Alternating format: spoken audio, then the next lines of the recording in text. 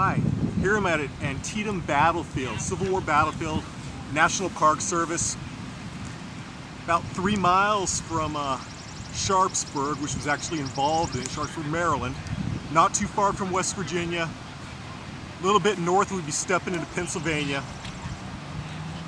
This is the bloodiest battle of the Civil War in one day. It was a 12-hour battle. More people died than any other one-day battle in American history.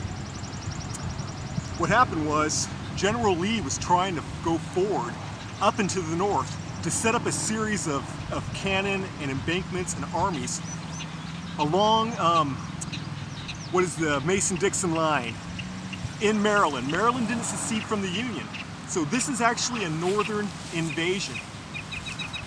Earlier in the week, Lee's army rushed into Harper's Ferry, real critical point of America. Harper's Ferry is where the Schuylkill and the Potomac meet.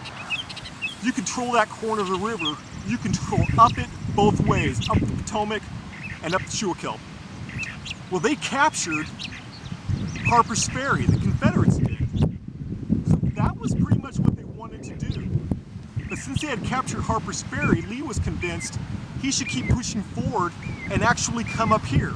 So what happened in September of 1862 is that Lee's army actually was right here on this ground fighting the North Army. About 5 months after Shiloh, it was real early in the war. Now, there's always consequences of war, and one of them is obviously men die and land is taken. But a political and earth-changing, American-changing concept, slavery, was actually impacted by this battle. Abraham Lincoln was afraid of the loss. If he lost this area of ground, the South would have taken part of the North, which was never expected to happen. But they wanted to capture this, go down the Potomac, and then capture Washington, D.C. So what Lincoln did is, a couple of days before the battle, he made a deal with God. He said to God, if we win this battle, I will emancipate the slaves. Well, the battle took place, and 5 days later, he emancipated the slaves.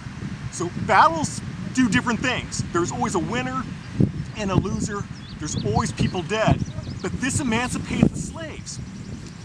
The other political reason that Lincoln used was, if the South won this, countries like France and Britain would start siding with the South. You always want to side with the winners, because if you side with the losers and they lose, the winners aren't going to deal with you. So they made a decision, we had to have this victory, they would side with us. So it was a critical victory. There was 26,000 men in one day, either dead or wounded in this.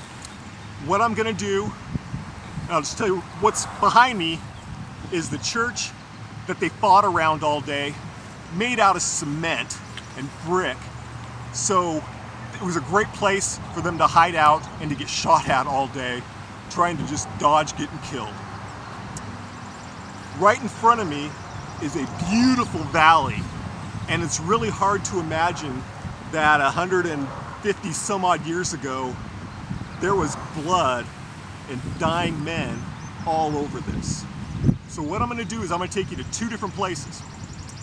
One place is a bridge that the Confederates defended all day so the Union couldn't advance. The other place is a sunken road, and I think the sunken road is really going to impress you. So here we are at Antietam. It's Maryland. The battle was 1862. Early battle. Keep in mind, Lincoln was elected president in 60. He was sworn in 61. So a year and a half after he was sworn in is when this battle took place.